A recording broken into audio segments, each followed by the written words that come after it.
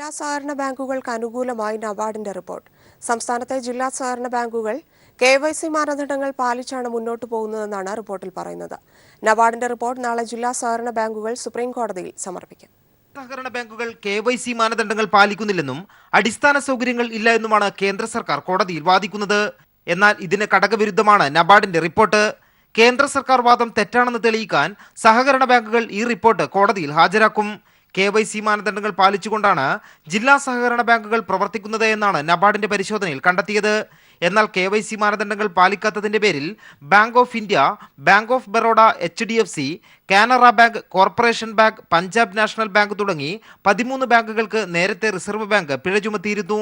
ഈ ബാങ്കുകൾക്ക് ഇടപാടുകൾ നടത്താൻ അനുമതി നൽകുകയും KYC മാനദണ്ഡങ്ങൾ പാലിക്കുന്ന ജില്ലാ സഹകരണ ബാങ്കുകൾക്ക് അത് നിഷേധിക്കുകയും ചെയ്യുന്നതിലെ അനൗചിത്യം ജില്ലാ സഹകരണ ബാങ്കുകൾ കോടതിയിൽ ചൂണ്ടിക്കാട്ടും. കേരളത്തിലെ ജില്ലാ സഹകരണ ബാങ്കുകൾ നൽകിയ ഹർജി തിങ്കളാഴ്ച ഉച്ചയ്ക്ക് ശേഷം കോടതി പരിഗണിക്കും. കേരളത്തിന് പുറമെ തമിഴ്നാട്, മഹാരാഷ്ട്ര, രാജസ്ഥാൻ സംസ്ഥാനങ്ങളിലെ സഹകരണ ബാങ്കുകളും സുപ്രീം കോടതിയെ സമീപിച്ചിട്ടുണ്ട്. കേരളത്തിലെ ബാങ്കുകൾക്കു വേണ്ടി മുതിർന്ന അഭിഭാഷകൻ കപിൽ സിബൽ കോടതിയിൽ ഹാജരാകും.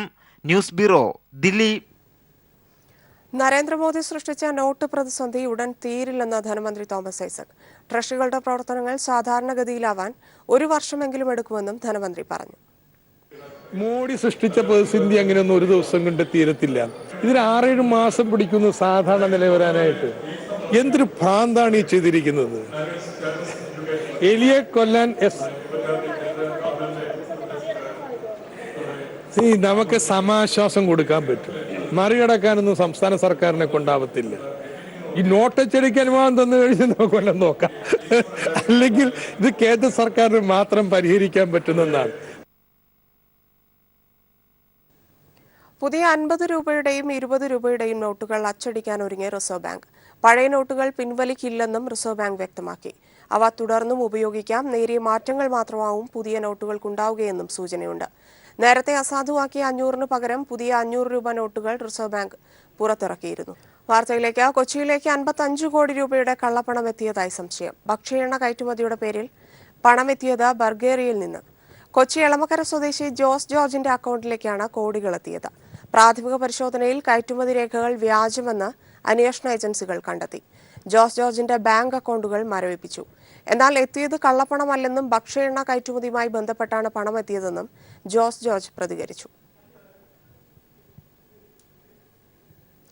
മുൻമന്ത്രി അടൂർ പ്രകാശിന്റെയും പ്രമുഖ വ്യവസായി ബിജു രമേശിന്റെയും മക്കൾ തമ്മിലുള്ള വിവാഹം തിരുവനന്തപുരത്ത് നടന്നു. പ്രൗഢഗംഭീരമായ ചടങ്ങുകളോടെ അത്യാഡംബരപൂർവ്വമായിട്ടാണ് വിവാഹ ചടങ്ങുകൾ നടന്നത്. കുടുംബക്ഷേത്രത്തിൽ രാവിലെ താലികെട്ടിയ ശേഷം വൈകിട്ട് പ്രത്യേകം തയ്യാറാക്കിയ വേദിയിൽ വെച്ചാണ് അടൂർ പ്രകാശിന്റെ മകൻ അജയുടെയും ബിജു രമേശിന്റെ മകൾ മേഘയുടെയും വിവാഹം നടന്നത്.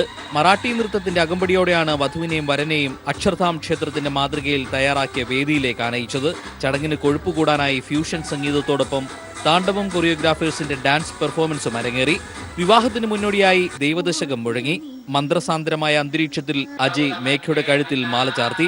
മത, സാമൂഹ്യ, രാഷ്ട്രീയ, വ്യാവസായിക രംഗത്തെ നിരവധി പ്രമുഖർ പങ്കെടുത്തു.